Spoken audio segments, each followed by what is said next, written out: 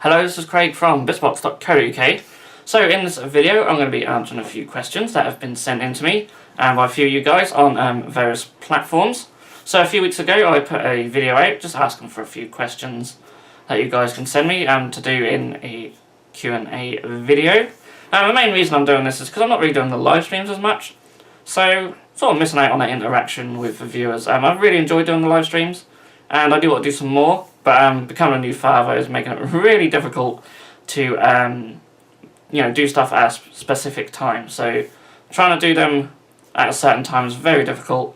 So maybe I'll bring them back in the future and maybe do them a bit more sporadically. They might just pop up randomly.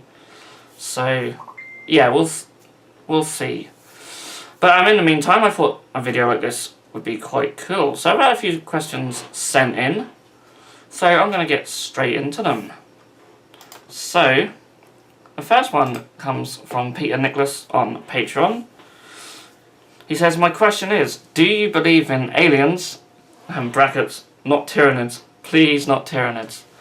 And I will just silence my phone, I apologise.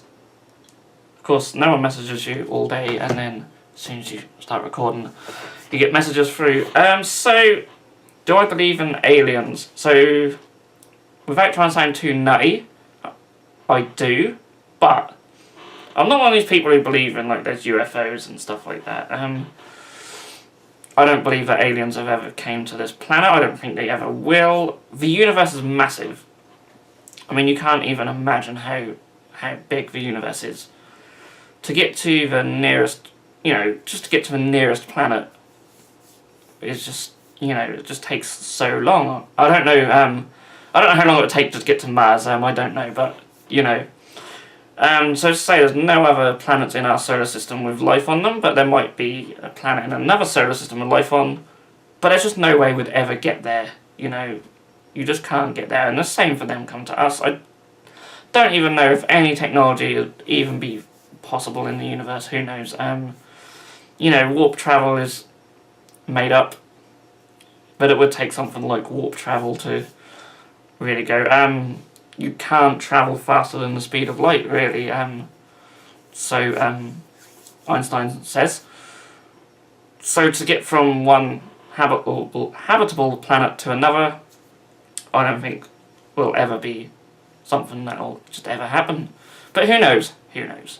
But to think there's, I don't know how many planets there are. There must be hundreds of thousands, if not millions. There's got to be another one with life on, surely. I mean, that life could be very primitive.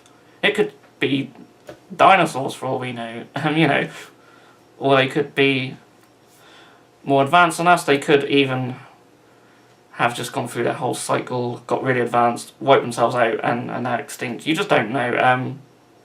There's got to be something out there, surely. That's my thought. I mean, the whole 40k universe could be happening somewhere. I say universe, but there could be space marines so far away and happening, and we'll never even ever know about it. You just wouldn't know, would you? But yeah, to think that we're the only planet with life on in the whole universe, no. Surely not. Surely not. That's a good question. But do I believe in tyrannids? Probably not. No. But who knows? There could be some terrifying creatures out there. You just don't know. But thanks for the question. So next up we have a Ravendelve Tactica. Which model do you like the most, and which, if you could buy any, would you convert? Ooh. It's no secret, if you've watched a lot of my size comparison videos, that my favourite miniature is Alarielle.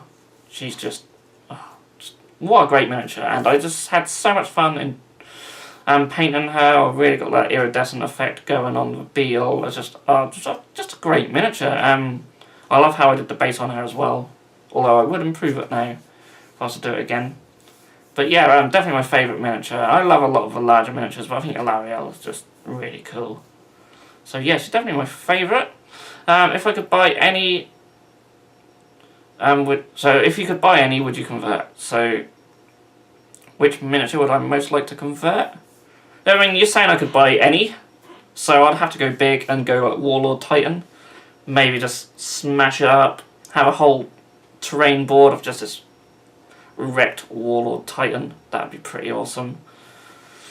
Yeah, I don't know. There's a few that I want to convert. I really want to get a Celestant Prime and use the torso and the hammer from that.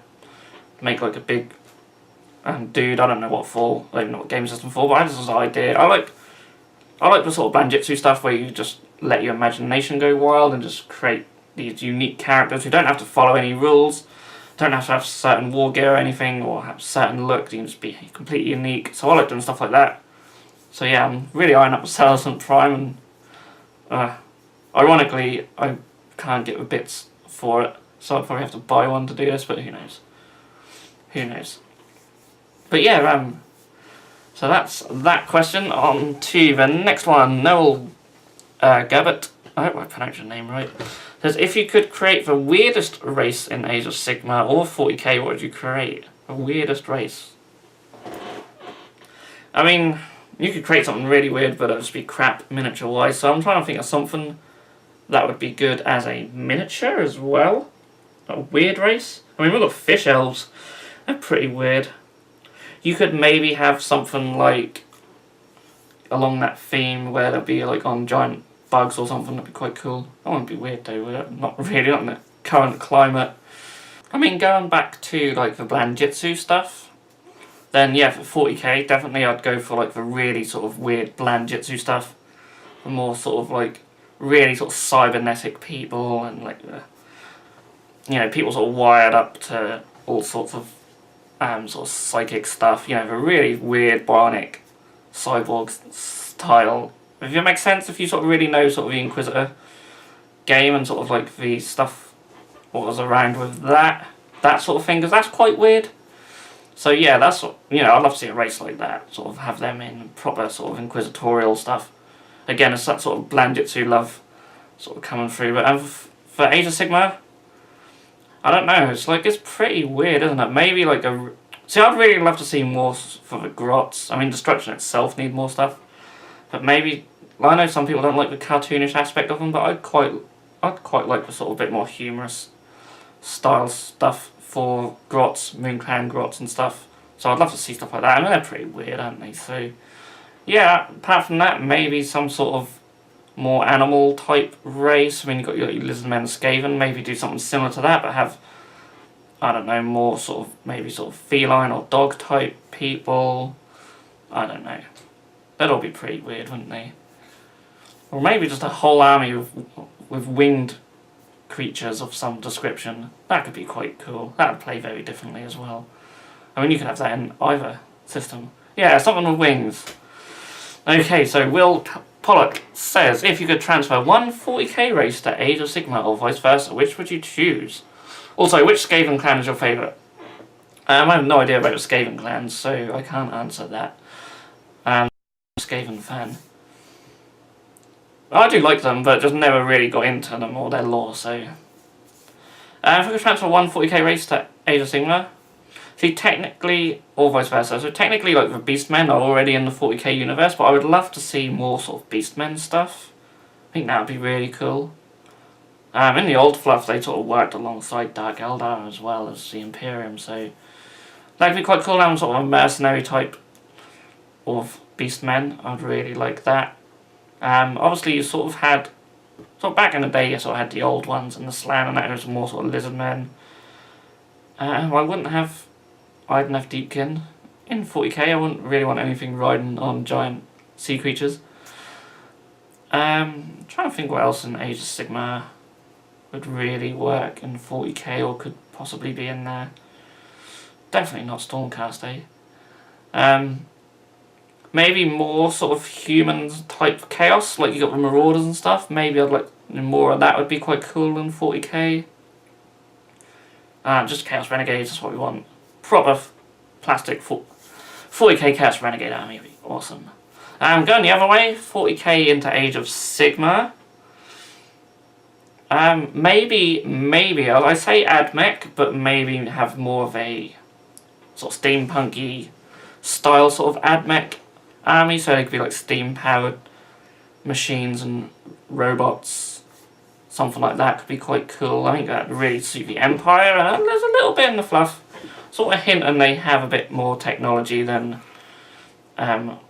they currently did previously. Especially with like the cog forts and stuff. I don't know if anyone's familiar with that sort of fluff in the malign portents, but there's like these big mechanical sort of mobile fortresses that the Free Guild or Empire now have. So yeah, something like I'd definitely love to see that. You could have Tyranids. I've seen the case for Tyranids in Age of Sigmar and in fantasy in general. They'd be a bit one-sided though, wouldn't they? I think there was even like an army list for them, wasn't there? I think we even tried it once. Yeah. Yeah, I think that not many that would work, is there? Maybe you mentioned Skaven as well. Skaven and 40k, rats with guns. Could happen. Well, it won't happen, but you could see it, couldn't you? Okay, so basic miniature painting. What's your least favourite part of the hobby? Painting, building, or whatever? That's tough, because I don't really dislike any part of the hobby. Maybe having to read stuff, like learn rules and stuff. I mean, I don't dislike it, but I just don't have as much time to do stuff like that. Back in the day, I used to absolutely love building.